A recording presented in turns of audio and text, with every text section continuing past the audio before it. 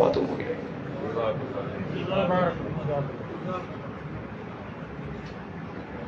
میں ایک سوال تھا جی کہ یہ ہمارے جو سارے علماء کرام ہیں یہ جو درس دیتے ہیں ماشاء اللہ توحید کے معاملے میں بڑا سب، جی تو یہ جو اختلاف ہے یہ تو آپ صلی اللہ علیہ وسلم کے فوراً بعد شروع ہو گیا تھا۔ جیسے اب یہ ہمارے علماء کرام اختلاف کرتے ہیں مرزا علی سے جلن والے، تو توحید کے معاملے میں تو وہ بھی بہت سخت ہے، اس کے بیانات توحید کو لے کر بہت اچھے ہوتے ہیں، تو بجائے ہم پہ تنقید کرنے کے جیسے اختلاف ہو گیا تھا صحابہ میں بھی تو علماء میں بھی ہو سکتا ہے، تو اس کو پازیٹیو لے کے تو اس طرح ایسا نہیں کیا جا سکتا کہ ان کو دعوت دی جائیں، آپس میں کوئی معاملات طے کر لیے جائیں، کہ حالانکہ وہ اہل حدیثوں کی جو جماعت ہے جو توحید پسند لوگ ہیں ان کی تو وہ بہت زیادہ حمایت کرتا ہے۔ جی تشریف رکھیں جی۔ پہلی بات تو یہ میرا موضوع نہیں ہے، میں الحمدللہ آج تلک ایک ہی بات ہے کہ حق اور سچ بات کا جتنا پرزہ، جتنا جملہ، جتنی لائن، میرا دین تو یہ سکھاتا ہے کہ اگر وہ شیطان سے بھی ملے اور اس کی تصدیق شریعت اسلامیہ کر دے تو اسے ریجیکٹ نہیں کیا جائے گا، لیا جائے گا، جیسے آیت الکرسی ہے۔ بات سمجھ رہے ہیں؟ بات یہاں ہے کہ اگر آپ ایک چیز کو 100% پیور کہیں اور بیچیں اور اس کے ساتھ باقی چیزوں میں 2 نمبری کریں، آپ مارکیٹ میں بیٹھے ہیں دکان کے اندر، ایک چیز تو آپ بڑی پیور بیچتے ہیں، ساتھ میں باقی چیزیں، اور جب کوئی آئے اور آپ سے پوچھے کہ آپ نے یہ کر رکھا ہے، یہ ملاوٹ ہے فلاں، تو آپ کہیں جی میں تو اس چیز میں 1 نمبر ہوں، نہیں چلے گا۔ جہاں 2 نمبری ہے، اہل علم کو اللہ تعالیٰ نے یہ شعور دے رکھا ہوتا ہے کہ وہ 2 نمبری کو بڑی باریک بینیوں سے پہچانتے ہیں اور جانتے ہیں۔ اصل میں توحید کے شلٹر میں، حدیث پاک کے شلٹر میں، رسول اللہ صلی اللہ علیہ وسلم کے اہل بیت کے شلٹر میں، میرے پیمبر کے ٹوٹل جتنے صحابہ ہیں ان کو فارغ کر دینا، اور ان کے بارے میں بیٹھ کے فائنلی ایک دیکھیے، میں نے اگر پی ایچ ڈی کی ہے، میں کی ہے، ڈاکٹر ہوں، تو اس کا مطلب یہ تھوڑی ہے کہ میرے سے پہلے جو میرے اسلاف میں بڑے پی ایچ ڈی کر گئے میں ان کے فیصلے کروں کہ ان کے جتنے بھی نگران تھے وہ اچھے نہیں تھے، ان کے مشرف اچھے نہیں تھے، اور یہ یونیورسٹی ٹھیک ہے پنجاب ہے لیکن یہ سارے بیکار ہیں۔ جب محمد الرسول اللہ صلی اللہ علیہ وسلم ایک بندے کو گارنٹی دے رہے ہیں، آپ اور میں اس کے جج نہیں ہیں، ہمارا صرف اتنا اختلاف، بات سمجھ رہے ہیں؟ باقی اس کو طول دینا، زبان درازیاں کرنا، فضولیات اور لغویات بولنا، اور بڑی بڑی ہستیوں کو گرانا اور یوں سمجھنا، ہم تو اپنے باپ سے بھی ادب اور لحاظ سے بات کرتے ہیں، یہی اختلاف ہے جو علماء کرام کرتے ہیں، ٹھیک ہے نا؟ وہ بات جب اپنے پہ آتی ہے تو بری لگتی ہے، جب دوسرے پہ ہوتی ہے تو اچھی لگتی ہے۔ اگر سارے مل بیٹھیں گے، ہمارا آج تک آپ نے میرا کوئی بیان نہیں سنا ہوگا، ہم ایک ایک بات، ایک ایک جملے کو اگر توحید میں بھی ڈنڈی ماریں گے پکڑے جاتے ہیں، قرآن مجید کی آیات کے ترجمے میں ڈنڈی ماریں پکڑے جاتے ہیں، اور علماء الحمدللہ بڑی مضبوط گرفت رکھتے ہیں اور اس پہ ہے، اور یہ چلتا ہے۔ مرزا قادیانی بھی ایسے ہی کرتا تھا، مناظرے کرتا تھا، مباحثے کرتا تھا، سب کو جھوٹے کہتا تھا، عیسائیوں کے ساتھ، دیگروں کے ساتھ، اور بڑے بڑے لیول پہ جا کر کے، لیکن اینڈ اس کی کیا ہوئی تھی؟ اس اینڈ سے ڈر لگتا ہے کہ اللہ تعالیٰ اس چیز کے نتیجے میں، کیونکہ جو میرے پیمبر کے سند یافتہ ہیں، ڈگری ہولڈر ہیں، ان کے اوپر آپ اٹھ کر کے بحث اور مباحثے کریں تو یہ پورے دین کو گرانے والی بات ہے، کیونکہ قرآن انہی نے لکھا ہے، توحید انہی نے بتائی ہے، سند وہی ہیں دین کی۔ اگر آپ سند ہی فارغ کر دیں کہ پلر سارے نکالیں، چھت سے پیار کرتے رہیں، کیا ہوگا؟ کوئی ویلیو نہیں ہے۔ لہٰذا آپ کو ابھی احساس اور ادراک نہیں ہے، یہ ایک بڑی لمبی پلاننگ ہے، اس کے اوپر جو ہے وقت فیصلہ کرے گا کہ اونٹ کس کروٹ بیٹھتا ہے۔ بہرحال الحمدللہ دونوں طرف سے کوششیں جاری ہیں، ہر بندہ اپنا اپنا جو ہے وہ کر رہا ہے، کون کس کا دفاع کر رہا ہے، کون کس کا ساتھ دے رہا ہے، اللہ تعالیٰ نے اس کے اوپر فیصلہ محفوظ کر رکھا ہے۔ لیکن جو پہلے جنتوں میں جا چکے ہیں ان کو جہنمی بنانے میں زندگی گزار دیں، اور جن کے بارے میں رب راضی ہے ان سے ہم ناراضگیوں کا اظہار کرتے، یہ ہم سے نہیں ہوتا، نہ ہم کرتے۔ جی جی جیسے آپ نے فرمایا کہ لوگ زہر بھی ختم کر کے پی جاتے ہیں، جی جی تو یہ ہمارے علماء کرام جیسے درس دیتے ہیں، اس سے کیسے بچا جائے کہ تاکہ جو بھی مسلمان ہیں، ایمان رکھتے ہیں، وہ کسی بھی قسم کے شرک صغریٰ سے یا شرک جانے یا انجانے کرتے ہیں، وہ کیسے بچا جائے؟ میرے بھائی ہر چیز واضح ہے، ہر چیز واضح ہے، الحلال بین والحرام بین۔ پرابلم یہ ہے ہم پڑھتے نہیں، اسٹڈی نہیں، مطالعہ نہیں۔ مدینہ منورہ میں، باہر کی دنیا میں جو علم ہے نا، وہ یونیورسٹیوں کے اندر، کالجز کے اندر، اسکولوں کے اندر کامن ہے. اگر 8ویں کلاس میں دنیا دار قرات پڑھ رہا ہے تو دیندار بھی قرات پڑھ رہا ہے. ادھر حفظ ہے اتنے پارے تو ادھر بھی اتنے ہیں. یہاں حدیث کے اتنے چیپٹر ہیں تو وہاں بھی اتنے ہیں. لہٰذا امام جب بول رہا ہوتا ہے تو آگے مقتدی جو بیٹھے ہوتے ہیں، جو امام پڑھ رہا ہوتا ہے، بول رہا ہوتا ہے، کہہ رہا ہوتا ہے، وہ ان کی سٹڈی میں ہوتا ہے، مطالعے میں ہوتا ہے، علم میں ہوتا ہے. نہ امام ڈنڈی مار سکتا ہے نہ وہ مارنے دیتے ہیں. ہماری پرابلم یہ ہے کہ ہم سنے سنائی کے زیادہ کہہ لیں، پڑھنے پہ راضی نہیں ہیں. جو جہاں لگا ہے ٹھیک ہے، آپ مطالعہ کر لیں. یہ جو حدیث ابھی میں نے ذکر کی ہے، یہ جناب بڑی شد و مد کے ساتھ بیان ہے. اب اگر کوئی پڑھے گا، اسی طرح مرزا ہو یا کوئی اور ہو، جو بھی جس لفظ میں معانی میں اپنے مطلب کی چیز لے کر کے ڈنڈی مارے گا پکڑا جائے گا. عام بندے کو اس کا پتہ نہیں چلتا. مطالعہ کیجئے، اسٹڈی کیجئے، دیکھیے کہ محمد رسول اللہ صلی اللہ علیہ وسلم جو ابھی میں نے آیت بتائی ہے، عیسیٰ علیہ السلام والی اور یحییٰ علیہ السلام والی، پڑھنے والا اس کو پوری پڑھے گا، ترجمہ صرف کرے گا. یوم ولدت، جب میری ولادت ہوئی، جب میری میلاد ہوئی. اب جس بندے کا میلاد پہ محبت اور عقیدہ اور یقین ہے وہ تو شاباش دے گا نا کہ مولانا نے ثابت کر دیا. تو پھر دیکھنا پڑے گا. میں طالب علم تھا، اس کی مثال دیتا ہوں آپ کو.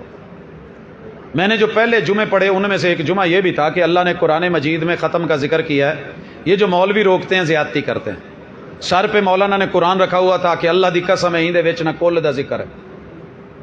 سریکی تھا اللہ دی قسم اندے وچ کلیں دا ذکر ہے.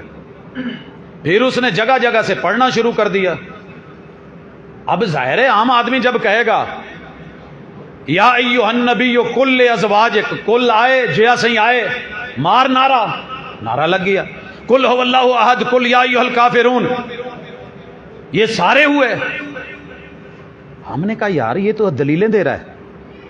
اس وقت ہمارا مبلغ علم اتنا ہے، سٹڈی اتنی ہے. پھر وہ کہنے لگا ختم اللہ علی قلوبہم ختمہ، ختم دا لفظ آیا پہ کوئی نہ آکے جیا آیا پہ کہ نہیں منے دے جڑا نہ منے وال قرآن دا منکر تھیا یا نہ تھیا. اللہ دے تریجے دا ذکر ہے، تیسرے کا ذکر دے رہے ہیں. لقد کفر الذین قالوا ان اللہ ثالث ثلاثہ. انہیں کو پوچھو ثلاثہ کی کو آ دینا کہ ترے کو، ترے کیا ہوندے؟ تین. یہ تریجا تا آیا پہ. تلک عشرۃ کاملہ، اڈا ہے یہ 10واں ہو گیا ثابت. 40 لیلہ، یہ چلے کی دلیل ہے. بلے بلے ہوگی قرآن سے. تو میرے بھائی ایسے جو مطالعے ہیں نا، کرنے والوں کے کروانے والوں کے، جب تک آپ پڑھیں گے نہیں، سٹڈی نہیں کریں گے، دیکھیں گے نہیں، ڈیپلی نہیں جائیں گے اور صرف سنی سنائی پہ یقین کریں گے، پھر آمنا و صدقنا، پھر اللہ ہی حافظ ہے. وہی ہو رہا ہے جو صدیوں سے چلتا آ رہا ہے. مطالعہ کیجئے، پڑھیے، دیکھیے. جو میں کہہ رہا ہوں اگر بات صحیح ہے بسم اللہ، نہیں ریجیکٹ کر دیں، نو پرابلم. آپ پہ زبردستی تو ہے نہیں، لیکن لا الہ الا اللہ محمد رسول اللہ اپنی ایمانیات اور اپنی اساس مخلص ہو کے اپنے رب سے کہہ دیں اللہ میں تیرے دین کے ساتھ مخلص ہو کے چل رہا ہوں، مجھے گمراہ نہ کرنا، دھوکہ نہ ہو اور میرے ساتھ کوئی دو نمبری بھی نہ ہو، نہ میں ایسا چاہتا ہوں نہ میرے ساتھ ہو. داڑھی کے جو بال بکتے ہیں بھائی، بکتے ہیں، بیچ دیا کریں. نہیں، مرد کے بال بیچنے منع ہے، عورت کے بال گر جائیں، کٹ جائیں، وہ بیچنے 6,000 روپے 10,000 روپے جائز ہیں. میں یہ اصل میں کہہ رہا تھا، گرے ہوئے بال اگر کہیں بھی گرے ہیں اٹھا لیں، وہ آپ پہ پابندی نہیں. حالت احرام میں بھی بال گر جائے آپ پہ کوئی دم نہیں ہے. زبردستی اکھاڑنا کرنا وہ منع ہے. جو گرتے ہیں آٹومیٹکلی وہ گرنے دیں، وہ میرے سے نہیں اٹھیں گے، وہ اللہ کا فیصلہ ہے، رب کے معاملات ہے، اس میں کچھ نہیں کر سکتے. جی میرے خیال میں ختم کریں، صبح کلاسز لینی ہے. جی وعلیکم السلام.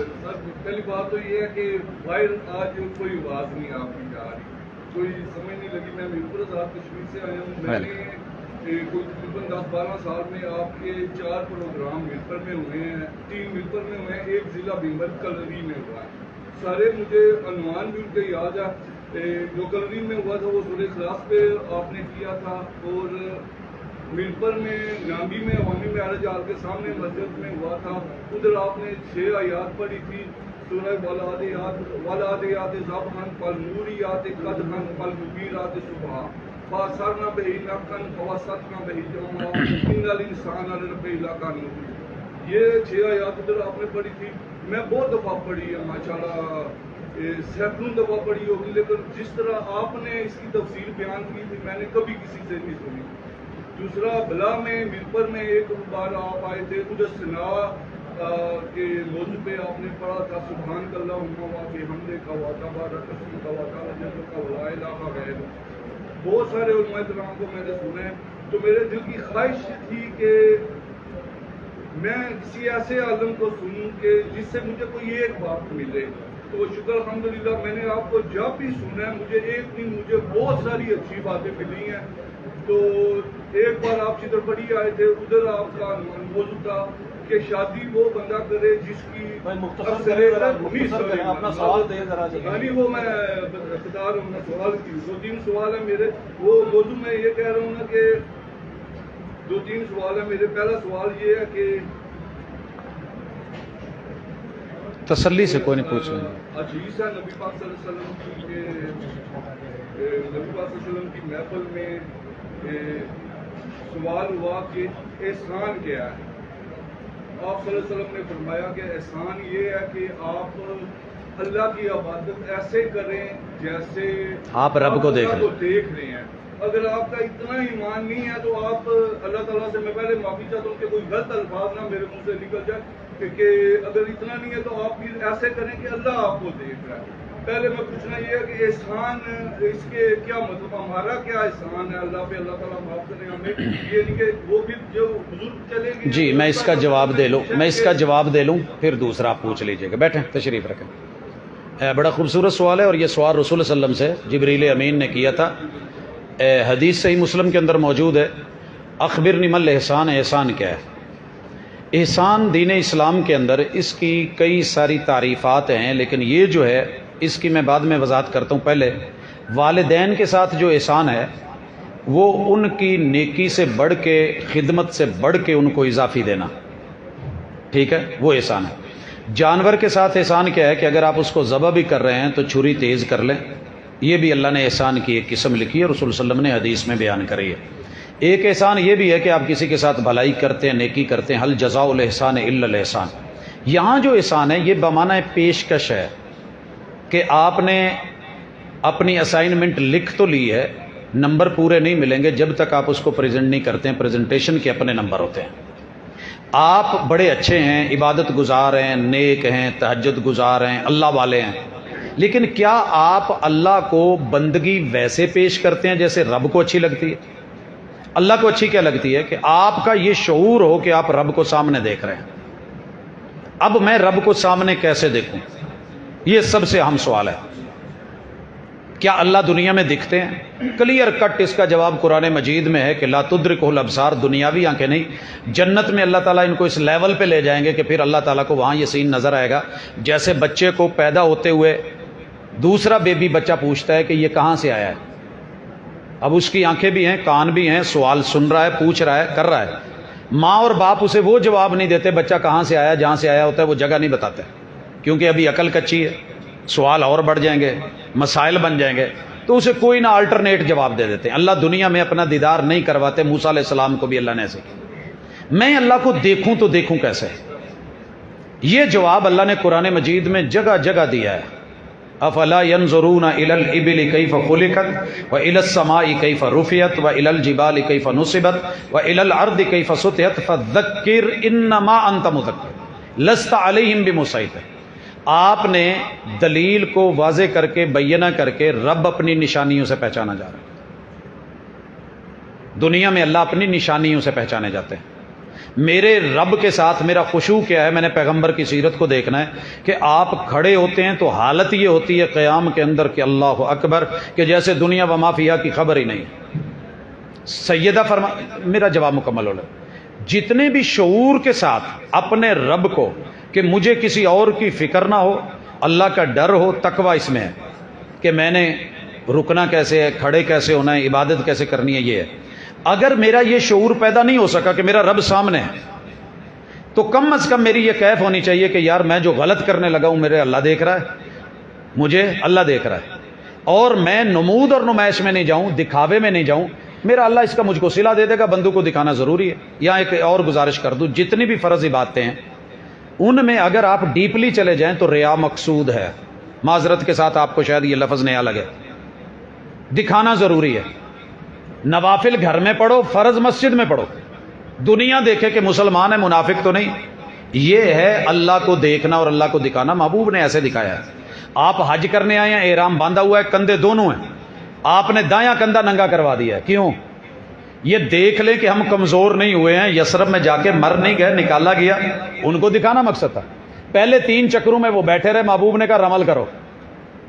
شیخ بیٹھے ہیں، پوچھ لیجئے، رمل کرو۔ وہ تھوڑی جاگنگ کی شکل میں پہلوانوں کی طرح دوڑنے لگے، جب وہ اٹھ کے چلے گئے کہا روک دو۔ بات سمجھ آ گئی؟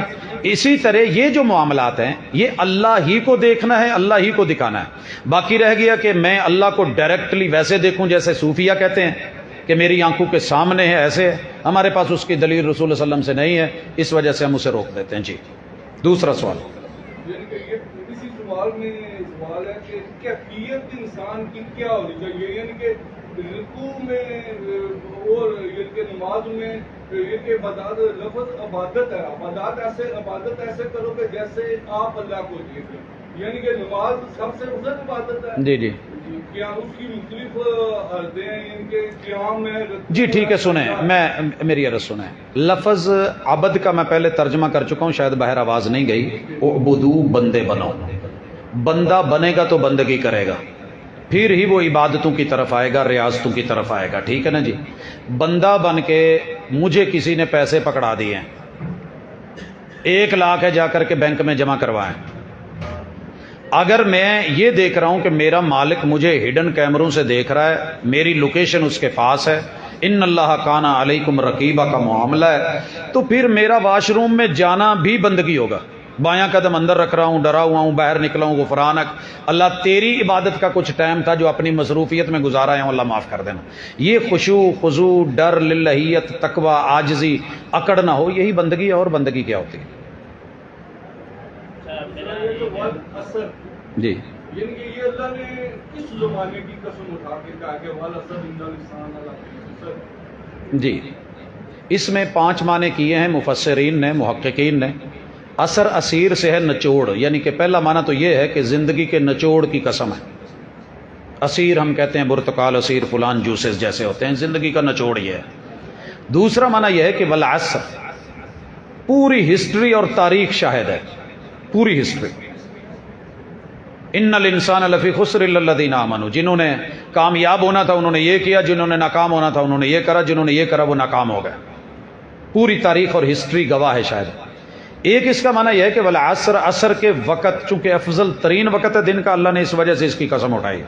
تو یہ 3 بڑے مشہور قول ہیں، باقی اور بھی 2 ہیں، لیکن ان میں سے جو صحیح قریب ترین قول ہے وہ یہ ہے کہ پورے دور ادوار، ہر دور کی اللہ تعالیٰ نے شہادت، قسم شہادت ہوتی ہے، گواہی دی ہے۔ آپ آل فرعون کو دیکھ لیں، آپ نمرود کے والوں کو دیکھ لیں، عاد والوں کو دیکھ لیں، سمود والوں کو دیکھ لیں، رسول صلی اللہ علیہ وسلم کے دور کو، قارون، ان سب یہ گواہ ہیں کہ یہ بڑے پیسے والے ہو کے بھی خسارہ پا گئے ہیں۔ جی 1 منٹ ان کا آخری ہے، میں نے جہاں پہ آپ ظاہر ہے فیصلہ آباد میں جس جگہ پہ آپ جمعہ پڑھاتے ہیں یا درس دیتے ہیں، ان لوگوں کا آپ نے ایمان کا لیول کتنا پایا جدھر آپ جمعہ کی ریگولر جو آپ کو سنتے ہیں؟ جی بڑا خوبصورت سوال ہے، جواب سنیے۔ رسول اللہ صلی اللہ علیہ وسلم کے پاس صحابہ آئے، کہنے لگے محبوب جب ہم آپ کے پاس ہوتے ہیں تو ایمان کا لیول بڑی بلندیوں پہ چلا جاتا ہے، جب باہر جاتے ہیں تو دنیا داری میں آ کے پھر وہی کچھ ہو جاتا ہے، تو کہیں یہ منافقت کی بات تو نہیں؟ کہا ایسے نہیں ہے، ایسے نہیں ہے۔ اگر تم ہر وقت ایسے ہی رہو جیسے میرے پاس ہو، یہ نہیں ہوتا ہے۔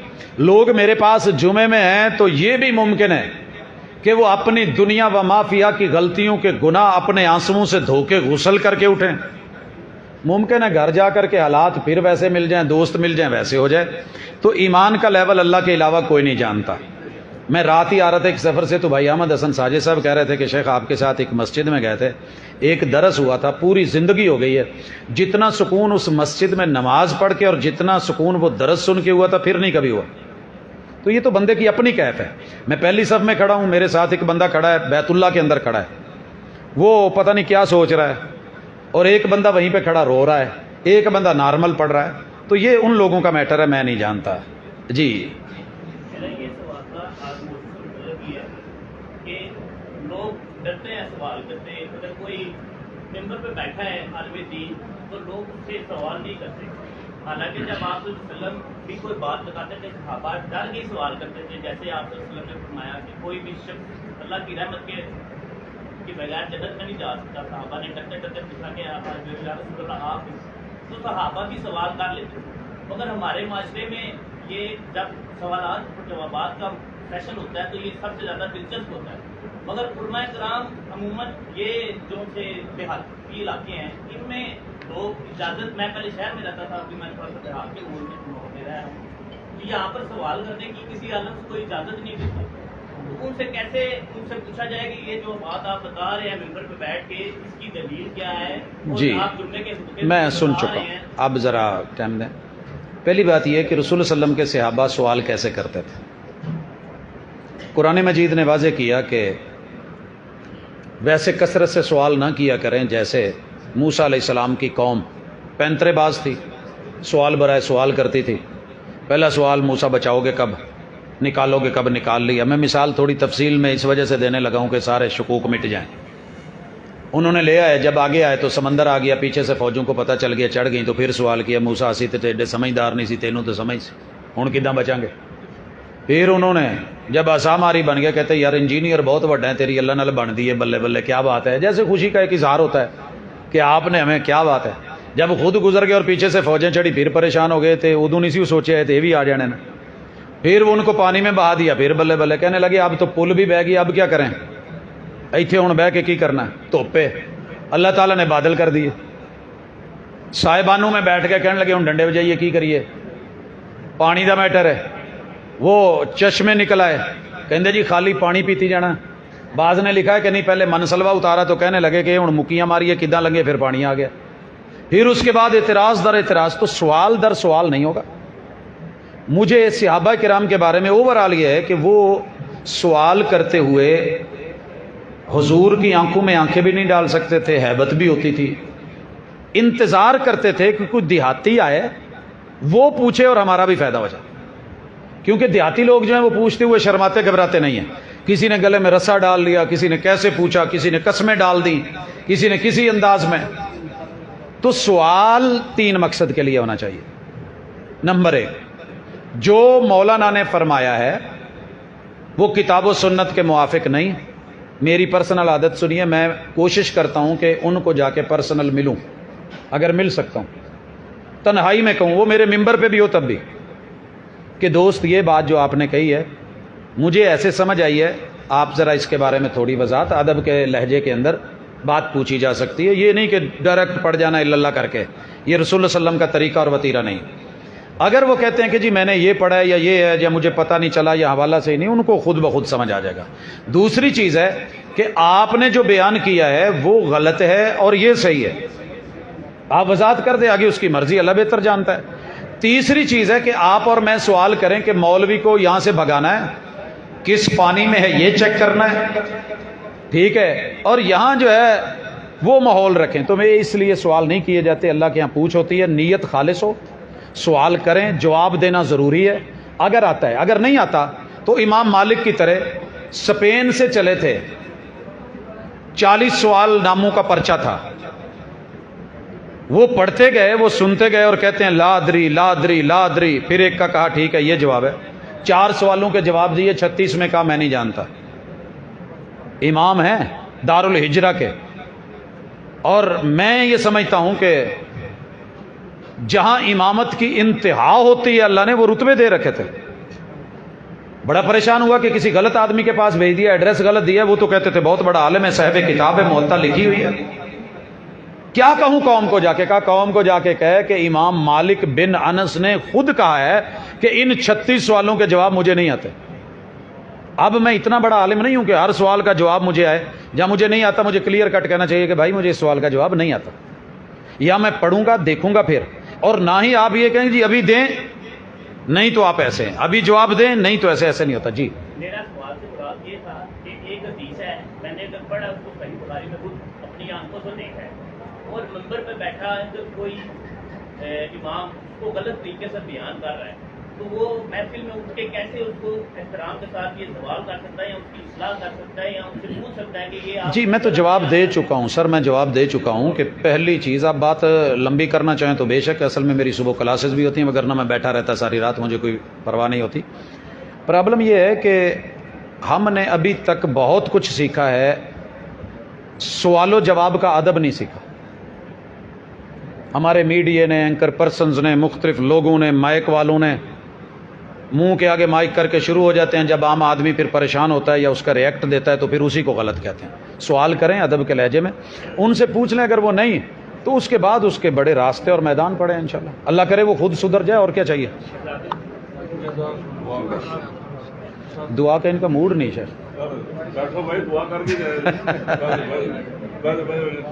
ویسے دعا میں نے کر دی تھی کفارہ مجلس کی۔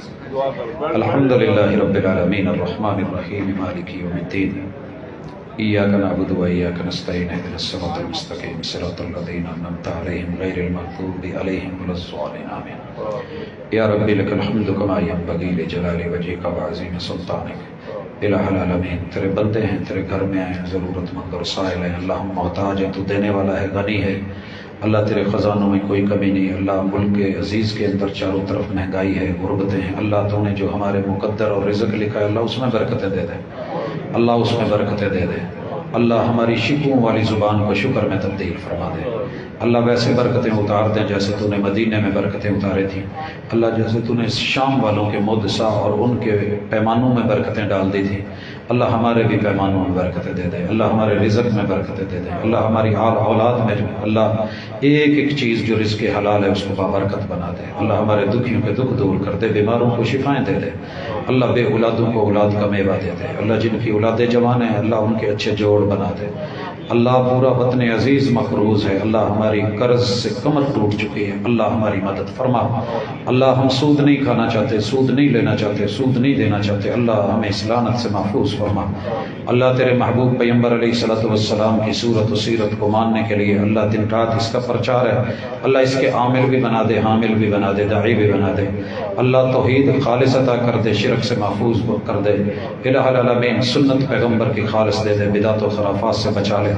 اللہ عمل کے اندر خلوص دے دے، ریا سے بچا لے، اللہ آج کی مجلس کو جن احباب نے سجایا ہے اللہ ان کی زندگیوں میں برکت دے دے، اللہ جو ہم نے کہا ہے اللہ اس پہ عمل کرنے کی توفیق دے دے، اللہ دنیا بھی اچھی کر دے، آخرت بھی اچھی کر دے، الہ العالمین اگر کوئی کمی ہے تو وہ ہماری طرف سے معاف فرما دینا، اللہ اگر کوئی اچھی بات ہوئی ہے تو وہ تیری توفیق اور رحمت سے اللہ اس کو قبول فرما دینا اور دلوں میں ڈال دینا، صلی اللہ تعالی علی خیر خلقہ محمد وعلی آلہ واصحابہ اجمعین برحمتک یا ارحم الراحمین۔